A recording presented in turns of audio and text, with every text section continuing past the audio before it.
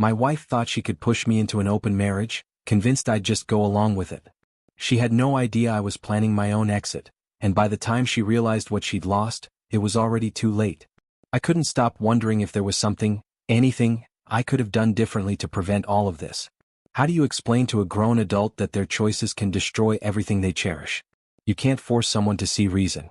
You can't make them change. All you can do is stand there, powerless, and deal with the aftermath. And that's exactly where I found myself.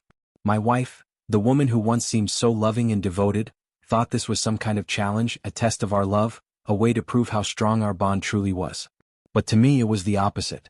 It exposed the cracks I had been too blind to see, the ones I had convinced myself weren't there. For years we had a good life. At least I thought we did. Our marriage was steady, our finances were solid, and our two daughters, Amelia and Olivia, 16 and 14, filled our home with love and laughter. Sure, life had its usual distractions, work, football games, family gatherings, but we always made time for each other. We had a rhythm, a sense of security. I never imagined I'd have to question it. Then Sophia started talking about shaking things up. At first I didn't think much of it. She was always the more adventurous one, the kind who liked trying new things. But this time her idea of excitement felt off. She said our private life was too predictable, too vanilla. She wanted to add something new, something different. I tried to go along with it, thinking maybe she just needed a change, but it never felt right. Sitting there, pretending to be someone I wasn't, trying to act interested in something that didn't come naturally, it was exhausting. Eventually, I told her I couldn't keep doing it. That's when she got upset. She turned to me, frustration in her voice, and asked, "When was the last time you went on a date?" I blinked, confused. "What?"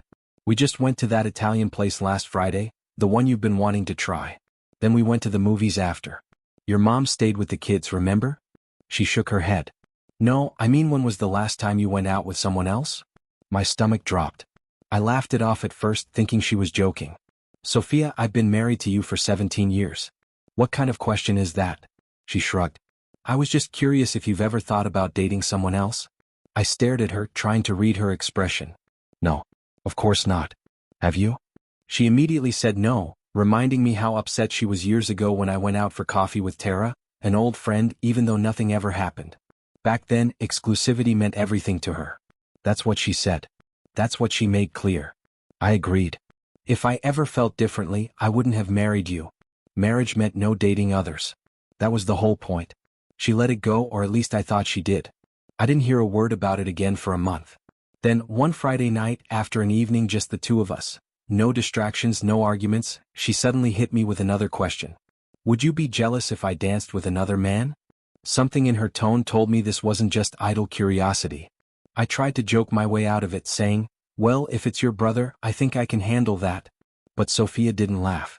Instead, she clarified in a calm, almost casual voice that she wouldn't mind if I danced with other women, as long as they were respectful and kept their hands where they should. Then she looked at me and asked, "Is there anyone here you'd like to dance with?" I frowned, caught off guard. "I don't remember anyone asking me," I replied, trying to keep it light. She just nodded as if that was the answer she expected. "I was just curious," she said, and left it at that. I had no idea where she was going with this. The conversation left me unsettled, but before I could think too much about it, someone else caught my attention, Celine. She was standing nearby, watching me with a small, knowing smile. Celine moved like she was born to dance, smooth and effortless, and when she extended her hand, I hesitated. I didn't want to dance with her. Not because I didn't like dancing, I actually enjoyed it, but because something about it felt off. I wasn't sure how to say no without making things awkward, so instead I stood up and mumbled, "I think I just heard our song starting." Celine smiled and rose to her feet as well, the soft fabric of her short blue dress swaying with her movements. The music played and we danced. It should have been nothing, just a dance between friends. But even as we moved to the rhythm, I felt trapped, like I was part of something I didn't fully understand. Celine, always warm and easygoing, sensed my hesitation. She leaned in slightly and whispered, "Relax, you're safe with me. Besides, if you weren't married, I'd be all over you." I forced a chuckle, shaking my head. "Good thing I am then." She grinned but quickly added, "Seriously though, our friendship matters more than anything. Just enjoy the dance." I nodded and gave her hand a light squeeze as the song came to an end. But the moment we returned to our booth, I noticed something was off. Sophia was gone.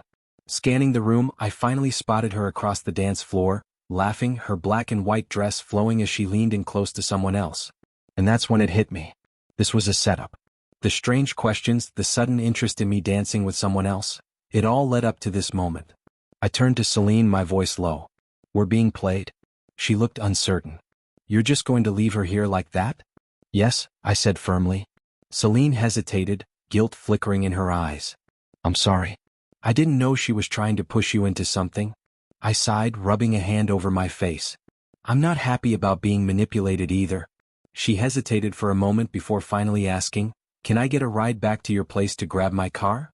As we drove, the truth unraveled. Sophia had been influenced by her friend Hannah, who had recently embraced an open marriage. According to Hannah, allowing outside relationships had actually strengthened her bond with her husband, Lucas. And apparently, Sophia had started to buy into the idea, testing the waters to see if I would go along with it. And Celine? She believed Sophia had been trying to set us up from the start. I was completely blindsided when Celine casually added that Sophia knew she had always been attracted to me. I nearly choked on my breath, my mind scrambling for a response. Feeling the awkwardness settle in, I quickly apologized, unsure of what else to say. Celine just shrugged. It's fine. I do find you attractive, but that doesn't mean anything. I'm not wired that way. I believe in being with one person. I'm not into her sharing. I appreciated her honesty, but it only made the whole situation even more surreal. That night I couldn't sleep. I lay in bed, staring at the ceiling, the weight of everything pressing down on me.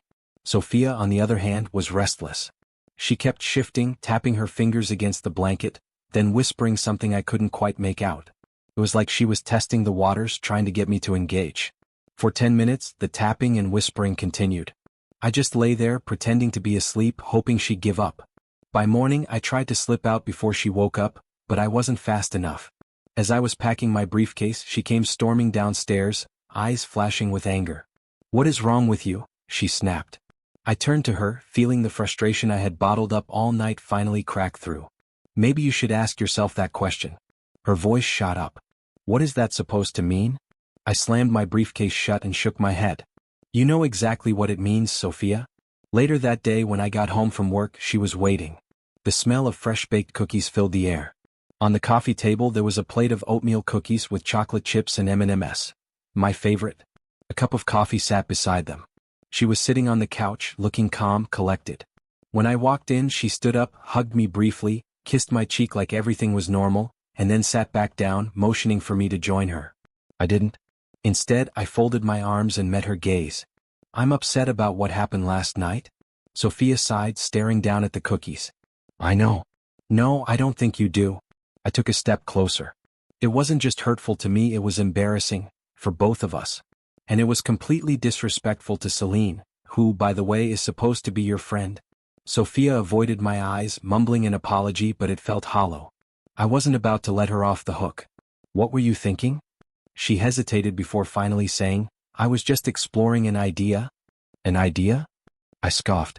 Marriage isn't an experiment, Sophia. She crossed her arms, clearly frustrated. You act like no one does this. A lot of couples have open marriages. I pulled out my phone. Really? Let's check. I did a quick search and found statistics on how many American marriages were actually open. It was a tiny fraction, less than 1%. She smirked. See? That's still a significant number. Around 3 million people. I raised an eyebrow. Okay, let's look at another stat. How many Americans actually expect their partners to be faithful? I scrolled down and found the answer. Over 95%. I turned the screen toward her. What do you think that means? She shrugged, looking unimpressed. Most people just aren't open-minded. I couldn't help but ask the next question. All right, then let's check. How many of those open marriages actually last? I stared at her, letting the weight of that question settle in. The numbers didn't lie. Open marriages had one of the highest failure rates of any relationship type. I tilted my head. So, how does that sound to you? For the first time she looked uncertain. She hesitated, then admitted quietly, the chances aren't great. I nodded. Exactly. I wasn't willing to be part of her experiment. I told her flat out, resentment, jealousy, and insecurity would eat us alive if we went down this road. It wasn't some harmless game, it was a disaster waiting to happen. And if she thought I'd just go along with it to keep her around, she was wrong. I reassured her that I wasn't desperate. She wanted to leave, she could. I wasn't some pathetic guy clinging to a failing marriage. Other women found me attractive, and if I were weak or selfish enough, maybe I'd humor her little fantasy. But I wasn't buying into it. Frustration was boiling over. "Where are you even getting all of this from, Sophia?" I demanded. She hesitated before finally admitting, "Hannah talks about it all the time. She and Lucas barely even communicate anymore, so instead they focus on exploring and trying to pull their friends into it." I shook my head in disbelief. "And you think that's a good thing? How do you honestly think that's going to turn out?" She shifted uncomfortably. "I just feel like our private life has gotten stale." I let out a sharp breath. "I completely disagree. I'm happy with our life, with what we have. If you're not, that's something we should talk about, but this isn't the answer." Her voice softened. "Would it really mean divorce?" I met her gaze, my voice unwavering. "You're the one willing to throw away our marriage. If you want an open marriage, it won't be with me." I let those words sink in before adding, "If we separate, it's because you chose this, not because I couldn't accept it." She insisted that it was inevitable, that all relationships evolved. "No," I said firmly. "It's only inevitable if you decide to go through with this." I took a deep breath, then gave her the ultimatum. "You can forget about this nonsense and commit to our marriage, or you can leave. But if you choose this path, I'll see a lawyer." Her eyes widened slightly, but I didn't back down. I wasn't going to let her destroy our family over some misguided fantasy. That's when she turned cold. "You won't divorce me. You're afraid of losing everything," she went on, threatening to take the girls, the house, leaving me with nothing but alimony and child support. But I stood my ground. "Think carefully, Sophia," I said, my voice calm but firm. "This isn't something you can undo once it's done." "I refuse to play along no matter what you threaten," I said firmly. Sophia stepped toward me, reaching out as if to embrace me, but I took a step back. "Don't touch me," I said sharply. "I need to think." I turned away from her, my mind racing. I needed time to process everything, but I knew one thing for certain. I wasn't going to let Sophia use fear or manipulation to force my hand. The thought of our daughters weighed heavily on me. Olivia, my daddy's girl, had always been my rock. I had no doubt she would stand by me. But Amelia was different. She loved me, no question, but she adored her mother just as much. I knew this would be complicated. I could only hope that if I explained things to them, if they understood how Sophia was trying to use them as pawns in her push for an open marriage, they would see through her manipulation. Still, I never imagined we'd end up here. If Sophia had brought this up years ago, would things have been different? I wasn't sure. But what I did know was that she had been deflecting every attempt I made to get to the root of the problem. I had asked her directly if she would consider therapy, if she thought marriage counseling could help us. But she shot down the idea every time, insisting she had no issues, that I was the one overreacting, that I was the problem.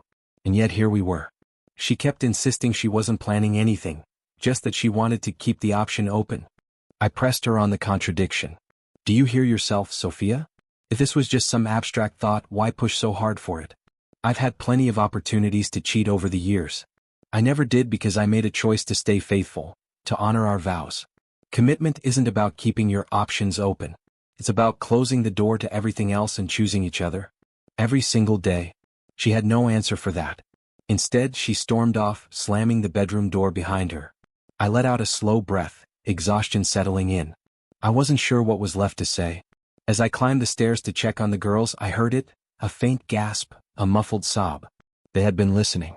I stepped into Amelia's room and found them both curled up together, their faces streaked with tears. My heart clenched. I knelt down and pulled them into a hug, holding them close. "I'm sorry you had to hear that," I said softly. Amelia, always the protector, wiped her tears and met my gaze with quiet determination. "It's not your fault, Dad. This is on her." Olivia, on the other hand, looked lost, shaken. She was struggling to process how her mother could even consider doing something like this to our family. I held them tighter, my voice heavy. "No matter what happens, I'm here. I won't let this break us." "I don't know, sweetheart. I really don't." That was all I could say when Olivia asked me why her mother was doing this. The truth was, I didn't have an answer that made sense. Sophia had let the wrong people influence her, and now she was willing to risk everything for some misguided idea of excitement. Despite all the pain, at least I knew one thing: I wasn't alone. My daughters were on my side. For the next 2 months, things between Sophia and me remained tense and distant. She moved into the spare bedroom while I stayed in what used to be our shared space.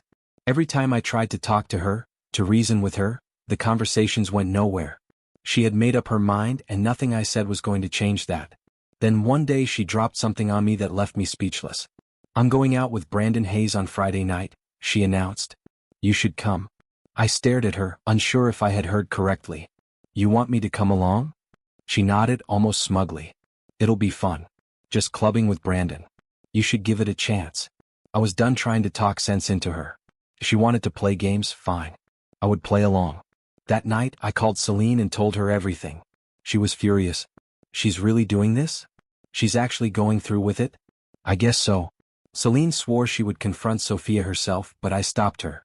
"I need your help," I told her. "I'm planning to leave. I need you to trust me." At first she was skeptical. But after I explained my plan, she calmed down and agreed to help.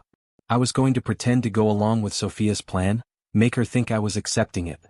But once we were at the club, Celine would help get the girls to my new place while I packed up the rest of our belongings. By the time Sophia realized what was happening, I'd be gone, with Olivia and Amelia safe by my side. Friday night, the setup. That evening I dressed carefully. A sport coat, black pants and a fitted ribbed t-shirt underneath, just enough to give the illusion that I was still playing the game. When I arrived at the club, Celine was already there. She looked stunning, more than stunning. Sophia had always been beautiful, but Celine? She was in an entirely different league. Tall, with curves that defied gravity, her presence was impossible to ignore. She wore a short, tight red sheath dress adorned with shimmering sequins that caught the light with every movement. For a moment I forgot what I was even doing there. She smirked, clearly enjoying my reaction. "Don't get distracted now," she teased. I chuckled, shaking my head. "Just making sure the act is convincing." As the night unfolded, we played our roles perfectly. Celine leaned in close, laughing at my jokes, touching my arm just enough to make it look real. And I played along, making sure Sophia saw every moment of it. At one point, I reached for the hem of her dress, lifting it slightly in a teasing manner. Celine hesitated. "Sophia might come back any second," she whispered. I grinned and leaned in closer. "She won't suspect a thing. This is all part of the act." We both shared a quiet laugh as I continued the playful interaction, but in the back of my mind I knew this was the beginning of the end. I couldn't deny the thrill of being so close to Celine in that moment. There was an energy between us, something unspoken, something undeniable. But just as I was beginning to fully take in the moment, the door swung open. Sophia stepped inside. And she wasn't alone. Behind her was Brandon Hayes, the man she had so eagerly wanted me to get to know. I had to fight the urge to roll my eyes. He was exactly what I had expected. One of those well-groomed, polished types who probably spent more time on his hair than anything else. His clothes were immaculate, not a wrinkle in sight, and when he extended his hand toward me, I took it without hesitation. Years of powerlifting had given me a grip like iron, and the second I squeezed, I saw him flinch. His knees wobbled ever so slightly, but he tried to mask it, forcing a strained smile as if nothing had happened. I smirked. "So, Brandon, are you a hairdresser or are you one of those Scientologist types?" I asked, my tone deliberately casual. His eyes flickered with uncertainty, unsure whether I was joking or not. He let out a nervous laugh, clearly out of his depth. Celine, who had been watching the exchange with barely concealed amusement, leaned in and whispered, "You're a mean man, Dylan." I shot her a sideways glance. "Yeah, well, it's been one hell of a night," I muttered, nudging her toward the booth with a wink. At this point, the whole evening felt like one elaborate, twisted performance. Everyone was playing their part, pretending they were in control, when in reality, the entire situation was spiraling into something none of us could fully predict. By the time we reached the booth, Celine had fully committed to her role. We danced together, once then twice, but it was the third time that something changed. The air between us grew heavier, charged with something deeper than just the act we were putting on. And before I could second-guess it, I leaned in and kissed her. It was everything I had imagined and more. It wasn't just a kiss, it was a release. The culmination of everything I had been holding back for months. It was raw, intense, and for that brief moment, nothing else existed. But just as the kiss deepened, I heard the unmistakable sound of approaching footsteps. Sophia and Brandon were back. I pulled away quickly, barely suppressing a grin. With exaggerated enthusiasm, I threw my arms open and exclaimed, mimicking an old Saturday Night Live skit, "Oh no! Look who's back." Celine caught on immediately, biting back a laugh, but there was something else in her expression. Something more serious, something real. Sophia, on the other hand, didn't seem nearly as amused. "You've been acting like an idiot tonight," she said coldly, her arms crossed tightly over her chest. I leaned back, my smirk never faltering. Yeah, maybe. But at least I'm done playing pretend. I let out a long sigh, rubbing a hand over my face. I'm not okay, Sophia. But if you're staying, this is it. This is your choice and it's permanent. For a moment, I thought I saw something like relief flash across her face, like she had finally worn me down. This is going to be great for us, Dylan, she said eagerly. Just relax and enjoy yourself. A smirk crept back into her voice, like she thought I was still playing along. I shot her a sharp look. Enjoy myself? You mean like how you're planning to enjoy yourself with Brandon? I made sure to stress his name. She hesitated. Just for a second. Then, with a forced nonchalance, she shrugged. Maybe. I nodded, my expression unreadable. Right. Well, have fun. I'll be home around midnight, probably earlier. Her smirk widened. And maybe we'll spice things up when I get back? I couldn't even muster the energy to react. I was beyond done. Moving out, the end of one life, the start of another. When Celine and I arrived at the house, the moving truck was already packed. The girls were busy hauling their clothes downstairs, stuffing them into large plastic tubs. The movers were wrapping up and we were only taking the essentials: beds, TVs, electronics, and the big screen TV I had replaced just 6 months ago with an even bigger one. Once everything was packed, Celine took the girls in her car while I stayed behind for a moment. Standing in the now empty house, I felt something shift inside me. Like I was finally stepping out of a long, dark tunnel. I locked up, loaded my tools into the truck, and without looking back, I drove away. The girls were buzzing with excitement about the new place. The highlight? The backyard pool. They could barely contain themselves, already making plans for the summer. Do you like it, baby? I asked Olivia as she gazed out the window at our new house. Yeet, she said, grinning ear to ear. I had no idea what yeet meant, but from the way she said it, I figured it was something good. Celine sat in the front seat, her presence warm and familiar. There was something about her, always a little mysterious, always keeping me guessing. But in that moment she was exactly where she needed to be. The scent of her perfume filled the car, sweet, intoxicating, fleeting. And for the first time in a long time I felt free. I woke up early the next morning, made a pot of coffee, and sat at the kitchen bar, hoping the caffeine would stir something inside me, something other than exhaustion. A little while later the girls joined me. We sat together, eating Danish kringle and drinking chocolate milk, the peaceful normalcy of it all feeling like a rare break from the chaos that had overtaken my life. For the first time in weeks things felt calm. Their laughter filled the kitchen as they watched cartoons, their giggles mixing with the hum of the morning.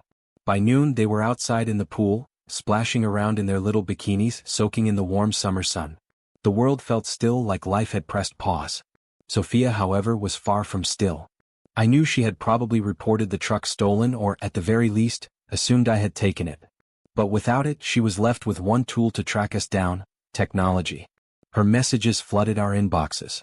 Instagram DMs, tweets, direct messages. She was trying everything, desperate for a response. We read them, but I never replied. The unexpected visitor. It was late in the afternoon when there was a knock at the door. At first, I thought it was a delivery, but when I opened it, I found myself looking at a man I didn't recognize. He was tall, dressed casually, but with an air of authority. "Are you Dylan?" he asked. I hesitated before nodding. "Yeah." "Who's asking?" He reached into his pocket and pulled out a card. "I'm a private investigator. Your wife hired me to find you." I exhaled sharply, barely able to suppress my irritation. Of course she had. The detective seemed to be waiting for some kind of reaction, but I wasn't in the mood for games. "Take a hike," I said, brushing past him like he wasn't even there. He didn't like that. His voice took on a sharp, threatening edge.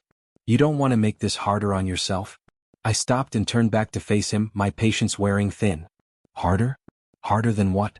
My wife tried to push me into an open marriage, manipulated our kids, and now she's having me hunted down? Tell me, how much harder can it get? Instead of answering, he pulled out his phone and made a call. A few minutes later, police officers arrived at the house. They told me I needed to come down to the station to sort things out. I refused. That's when they made it clear I didn't have much of a choice. Arrested. I was placed in cuffs and put in the back of a patrol car, my daughters taken separately in another vehicle. By the time we arrived at the station, Sophia was already there, pacing back and forth like a tiger in a cage. She spun around when she saw me, but before she could say anything, Amelia and Olivia were led inside. I braced myself for the inevitable moment they would rush to her, seek comfort in her presence. But they didn't. Instead they pushed her away. A female officer quickly intervened, gently guiding them into another room. And as for me? I was left standing there, staring at the woman I once loved, now a stranger, as the weight of everything crashed down around us. The detectives wasted no time trying to break me down. They came at me with rapid-fire questions trying to trip me up, but I wasn't rattled. I knew my rights. There was no court order regarding custody, and under Georgia law, both parents had equal rights to their children. One of the detectives even admitted that kids over 14 could choose which parent they wanted to live with. Without anything solid against me, the police had no choice but to let us go. When we walked out of the station, Celine was already waiting, calm and composed as ever. Sophia, on the other hand, was a mess. She stood in the parking lot, her body shaking with sobs, her face twisted in anguish. Then, right there on the pavement, she dropped to her knees. I stood there, unmoved. She lifted her tear-streaked face to me. "What do I need to do to get you to come home? To see the girls?" I exhaled slowly. "I don't control what the girls want. That's on them, not me." Her lips trembled as she nodded, then asked, "What about us? What can I do to fix this?"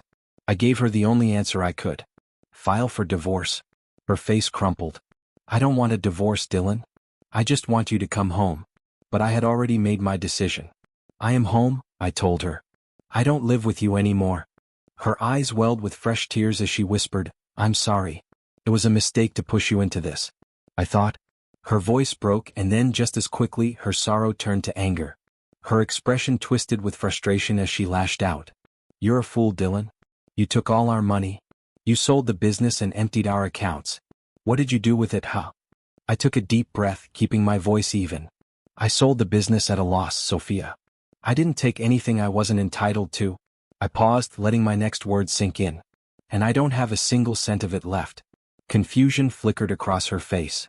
I could see the questions forming in her mind, but I didn't explain. I didn't need to. Because this had all been part of a bigger plan. I had already accepted that I'd have to give up half of everything in the divorce to secure the girls' future. That was a price I was willing to pay. Their trust fund was already set up, ensuring they would be financially comfortable for years to come, no matter what. And beyond that, I had been making other preparations. Every time I went out, I had used my debit card to withdraw cash, requesting small amounts from various stores, Walmart, convenience stores, grocery shops around town. Nothing major. Just between $160 and $200 at a time. It added up.